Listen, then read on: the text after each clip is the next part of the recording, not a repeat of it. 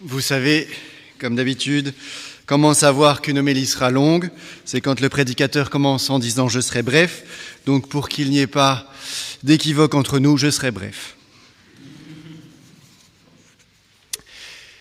Et il est probable que si la liturgie nous donne au début du temps ordinaire ces noces de Cana, cette troisième théophanie, la première étant l'épiphanie, la seconde le baptême et la troisième ici dans les noces de Cana, il est probable que ce principe, que ce premier des signes que Jésus opère nous dise quelque chose, un enseignement qui touche l'ensemble de notre vie chrétienne.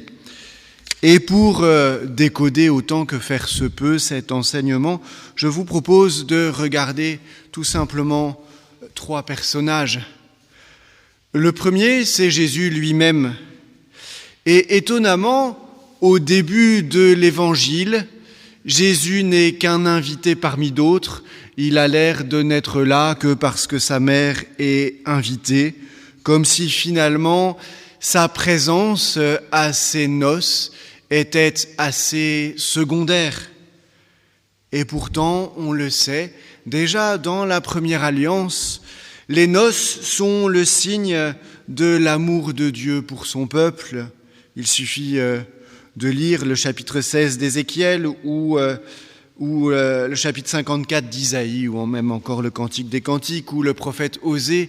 Oui, Dieu entre en alliance d'égal à égal avec son peuple.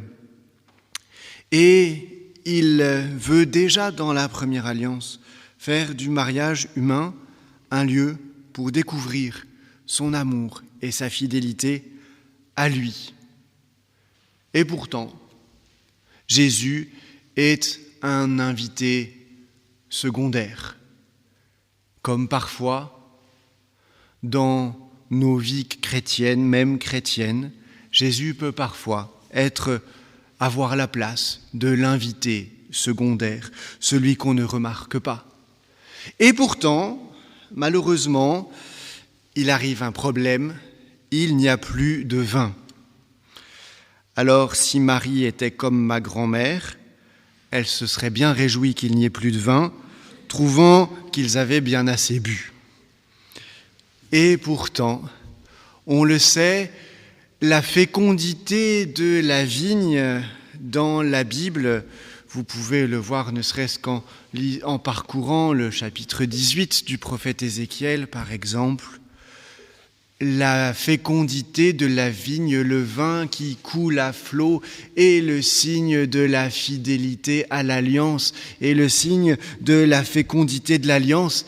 Et s'il manque aux noces du vin, c'est peut-être le signe que cette alliance est épuisée. Et là, tout d'un coup, Jésus prend une nouvelle place. Celui qui va être, de manière cachée pourtant, l'auteur du miracle. Celui qui va donner le bon vin. Celui qui va être finalement le restaurateur de l'alliance. Mais il est plus encore. Vous aurez remarqué que le maître du repas s'adresse au marié en lui disant « Tu as gardé le bon vin ». Et du coup, sans nous le dire, mais en le suggérant, l'évangéliste nous dit peut-être, ou nous montre peut-être, que l'époux véritable, c'est le Christ. Et au fond de la place secondaire de l'invité de seconde zone, Jésus, dans ses noces, prend la première place, celle de l'époux messianique, de l'époux que le peuple attendait. Vous remarquerez que d'ailleurs l'Évangile ne mentionne nulle part qui est l'épouse, on n'en dit pas un mot. Mais voilà bien un enjeu spirituel. Quelle place donnons-nous au Christ ? Et recommencer le temps ordinaire, le dimanche, le deuxième dimanche dans le temps de l'Église, c'est peut-être le moment de s'interroger dans chacune de nos vies chrétiennes. Quelle est la place réelle que je donne au Christ ? Et même dans notre vie consacrée, parce que bien sûr, on a voulu tout donner au Christ. Et pourtant, il peut arriver que même en ayant voulu tout donner au Christ, nous fonctionnons comme nous pouvons, comme nous voulons, et que finalement, Jésus ait pris la place de l'invité secondaire. Écoute Seigneur, si tu veux venir, viens, mais moi j'ai du boulot. Voilà donc la première question, la place du Christ dans nos vies. Et étonnamment, la mère de Jésus fait le mouvement exactement inverse dans l'Évangile. La mère de Jésus était là, comme si c'était le personnage principal. Et la mère de Jésus, dans cet Évangile, déploie nombre de ses qualités. Elle est capable de voir le manque, de voir justement le signe, de voir ce que les autres ne voient pas. Et Marie ne commence pas à faire à Jésus la leçon, elle se contente de lui présenter une situation. Ils n'ont pas de vin. Et de mettre en relation en disant au serviteur, faites tout ce qu'il vous dira. Voilà peut-être la mission que Marie, la mère de Jésus, peut remplir dans nos vies, celle de nous permettre la confiance en la parole de Jésus, celle de nous permettre la confiance en l'action de Jésus, même quand l'action de Jésus passe par le plus grand paradoxe d'avoir à verser de l'eau à la place du vin.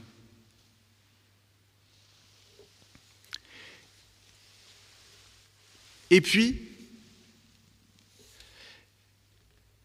donc nous pouvons, et nous devons même nous demander, mais quelle est la place de Marie et de cette intercession mariale dans notre vie chrétienne ? Je ne peux pas ne pas y penser, puisqu'hier c'était l'anniversaire de Notre-Dame de Banneux, que Marie, elle est là pour nous conduire à la source véritable qu'est le Christ. Et puis vous avez enfin les disciples. Les amis de mes amis sont mes amis.